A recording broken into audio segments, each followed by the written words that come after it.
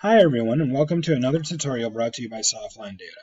I'm Charles Johnson, and today we're going to be going over the ubsync application again.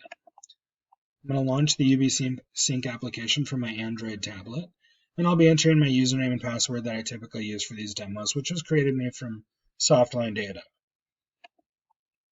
So we'll log in, and you'll see that we added on the route admin page. The system ubsync assumes that if you have routes synced, that you're typically going to want to end up on this page after login.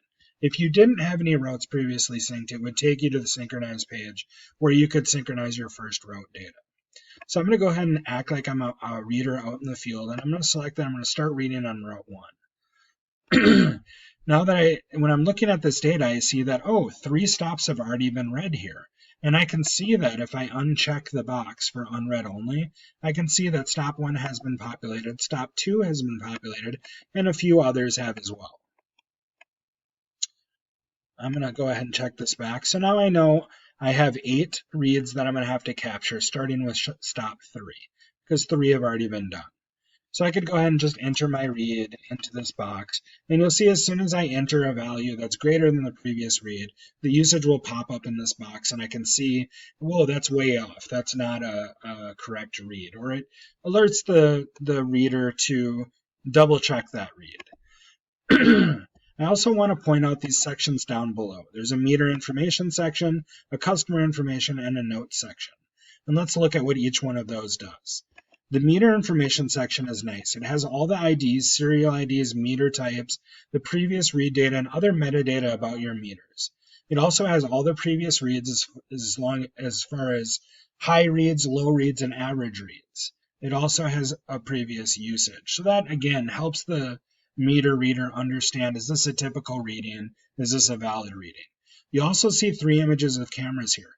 Each one of these, if you touch the camera image, will launch your camera, and you can take up to 3 pictures of the property or the meters that you'd like to save in the ubsync application for your meter readers. If you want to view those images in a larger fashion, there is a button down below to view images, and that'll show those images in your normal photo editor on the Android tablet.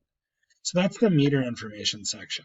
Under customer information, there's more information about that customer, specifically the service address, the customer name and account number in parentheses, their email address if we have it in file, and their phone number if we have it in file. Those are nice if you need to call the person and say, can you let your dog out? Can you restrain your dog?